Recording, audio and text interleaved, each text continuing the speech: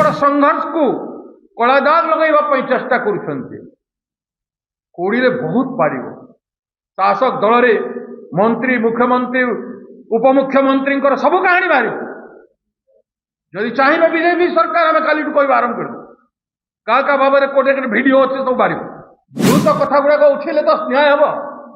अचिरे सत्यर स्थापना हेब नारी न्याय स्थापना हेब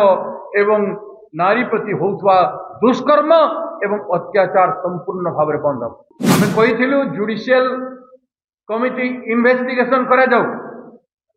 करना आमर पूर्वतन सभापति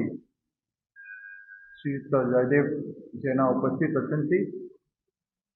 सम्मान्य पूर्वतन केंद्र मंत्री श्रीकांत जेना जी उपस्थित अच्छा एवं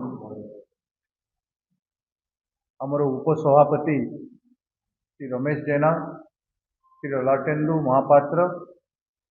श्री तारा प्रसाद बाहिनीपति एवं आमर पूर्वतन एमपी श्रीयुक्त अनंत सेठी पूर्वतन एमपी श्रीयुक्त जगन्नाथ पट्टनायक आमर महिला कांग्रेस सभानेत्री ओडिशा मीनाक्षी बाहिनीपति वकील वरिष्ठ नेता शिवानंद राय जी निशी बाबू आमर सांबादिक रजनी बाबू एवं आमर स्थानीय नेतृवृंद उपस्थित अच्छा आपण मान समस्त को ये सांबादिक वार्ता मु प्रदेश कांग्रेस कमिटी तरफ स्वागत कर आपण मैंने जानते निकटरे आम प्रेस वार्ता घोषणा करूँ जे आसंता 24 तारीख दिन हूँ बालेश्वर छात्री श्रद्धांजलि दिवस एवं श्रद्धांजलि दिवस पालन करने समस्त राज्यवासी को आम अनुरोध करूँ मु पुणी थे जेहेतु निकट हो आसला से समस्त ओडिशावासी को जो माने विगत दिन में 5 मास धरी महिला विरुद्ध नारी न्याय गणदुष्कर्म विरुद्ध लगातार ओडिशा प्रदेश कांग्रेस कमिटीर अहरह संग्राम को समर्थन जन आसि सक्रिय सहयोग कर बंद माध्यम रे नारी प्रति जो अन्याय हो चली ताकू समस्त दृढ़ संकल्पबद्ध समर्थन ओडिशावासी जन आज आम से संग्राम को कंटिन्यू रखुचु एवं जेतेबेल पर्यंत नारी प्रति अन्याय संपूर्ण बंद हेब ना आम विश्वास करूँ एवं संकल्पबद्ध संकल्प यात्रा आम आरंभ करूँ आज से संकल्प आमर अच्छी एवं जीरो टॉलरेंस कौन सी प्रकार टॉलरेंस आम महिला मान विरुद्ध होता निर्यातना विरुद्ध कर प्रश्न उठुना दृढ़ भाव में संकल्पबद्ध हो पुणी थे ओडिशावासी को निवेदन करूँ 24 तारीख दिन बालेश्वर झील प्रति श्रद्धांजलि दिवस नुह ओडिशा रे गण बलात्कार गणदुष्कर्म विभिन्न निर्यातनार शिकार होइथिबा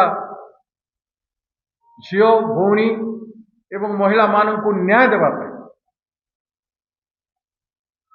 कणिया झील हो पारे से केउझर झील हो पारे मयूरभंज झील हो पारे चंडीपदा झील हो पारे गोपालपुर झील हो पारे कंधमाल झील हो पारे निमापड़ार वर्तमान जो घटना होती से झील हो पारे एवं बालेश्वर झील विशेषकर बालेश्वर झील कहीं गुरुत्वपूर्ण ना गोटे एफआईआर हो पारा कही कही थकीगला पुलिस को केस रे केते एक्टिव होउची और क्यों केस रे केते एक्टिव होला नहीं कहीं बालेश्वर केस रे कहीं पुलिस एफआईआर कला नहीं से प्रश्न जुग जुग धरी रही सी प्रश्न कला और सी एबीवीपी जड़े क्रियाशील छात्री थिला एवं तारी एफआईआर ग्रहण करागला नहीं। एसपी को कहला पर भी एसपी करे पारिले नहीं, ताको केवल स्टेशन डायरी हिसाब रे नियागला। तापरे एमएलए को अप्रोच करिछि, एमएलए किछि एफआईआर को क्रियाशील करबा पई करि पारला नहीं, एमपी क्रियाशील करि पारले नहीं पीड़ितार कहवा सत्य। से एजुकेशन मिनिस्टर राज्यर केंद्रर एवं ओडिशार चीफ मिनिस्टर को मध्य टैग करिछि ट्विटर रे। समस्त ऑफिस रे डॉक्यूमेंटेशन निश्चय पहुंची थिबो, से मान डॉक्यूमेंटेशन देखिबा पई यत्नवान है नाहंती। माने CM office, education minister office, MP office, MLA office, SP office, collector office have not been responsive. तार एफआईआर करा जाऊ ताकू रेस्पॉन्ड कले नहीं, प्रतिक्रिया कले नहीं, एफआईआर करि पारिले नहीं। फलरे झियो वीडियो जरिया रे, मु पुनर्बार कहूँ, वीडियो जरिया रे समस्त राज्यवासी को जणाई जाइथिला। सेते बेले भी एसपी जत्नवान हेलेनी, आईसी जत्नवान हेलेनी, एमएलए जत्नवान हेलेनी, एमपी जत्नवान हेलेनी, मंत्री जत्नवान हेले नहीं, सीएम भी जत्नवान हेले नहीं। एते जत्नवान देखौथिबा व्यक्ति माने काहींकि जत्नवान हेले नहीं, एफआईआर करेले नहीं, ए प्रश्न रो उत्तर देबाकू पड़िबो। आमे कहिथिलु जुडिशियल कमिटी इन्वेस्टिगेशन करा जाऊ, करि नाहंती। कहा को दैछंती? क्राइम ब्रांच को दैछंती। क्राइम ब्रांच रे जाहा को दैछंती से किए केमिति दलित उपरे अत्याचार करिछंती, मु आसंता काली कहबी। मु से पीड़ित व्यक्ति को रखै, से पीड़ित छात्र जने युवक क्रियाशील काम करवा युवक, तार प्रति जो व्यवहार केमती करिछंती, तांको द्वारा जस्टिस सौम्याश्री को मिलिबो कि सेटा समस्त। तेणु एटा बहुत ही दुर्भाग्यजनक कथा। झीटी मरिबा पर्यंत एते संघर्ष कला, एफआईआर टी राज्य सरकार करि पारिला नाही। एथिरु आईन कानून एवं जनसमाज मानवता समग्र ओडिशार, समग्र राज्यर, समग्र देशर एवं समग्र विश्वर केवे ओडिशा सरकार को क्षमा दे पारिबे नाही। एवं जदि भावुथिबे जे कांग्रेस रो संघर्ष दुर्बल हो गला, भूल धारणा। कांग्रेस जदि 50,000 लोक नहीं घेराव कर पारुछि विधानसभा को, एवं कांग्रेस जदि 1.5 लाख लोक नहीं साधारण सभा कर कथा को उपस्थापन कर पारुछि, कांग्रेस से नैतिकता बल रे समग्र ओडिशा जनसाधारण को मुंडिया मारी ओडिशा बंद कर पारुछि, ताहले कांग्रेस न्याय पाए सब किछि करिबो। नारी न्याय संघर्ष होइछि, अनेक कथा बाहर, अनेक लोक अनेक कथा कहबे, विभिन्न दलर लोकंकर प्रश्न उठिबो, अतीतर कथा गुड़ाक उठिबो। उठू, मृत कथा गुड़ाक उठिले तो न्याय हब, अचिरे सत्यर स्थापना हब, नारी न्याय स्थापना हब एवं नारी प्रति होउथवा दुष्कर्म एवं अत्याचार संपूर्ण भाव में बंद हम से समय आसब। से आज मु प्रार्थना करोड़ीसावासी को अन्य माने जो माने विभ्रांति सृष्टि करी नारी न्याय को बंद करने चेष्टा कर, जो माने विभ्रांति कथा कही एड़े बड़ संघर्ष को कलादाग लगाइबा चेष्टा कर, कोड़े बहुत पाड़ शासक दल रे मंत्री मुख्यमंत्री उपमुख्यमंत्री सब कहानी बाहर। जदि चाहिए बीजेपी सरकार आम काली कह आरंभ कर क्या भाव में कोटे वीडियो अच्छे सब बाहर, सब वीडियो बाहर। तेणु ए न जाइकी ओडिशावासी को अनुरोध,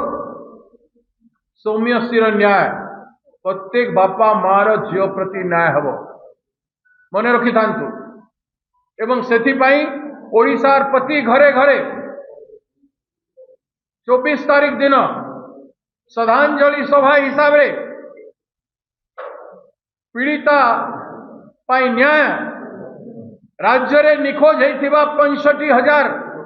महिला एवं शिशु पाई न्याय, प्रति दुष्कर्म रे पीड़ित होइथिबा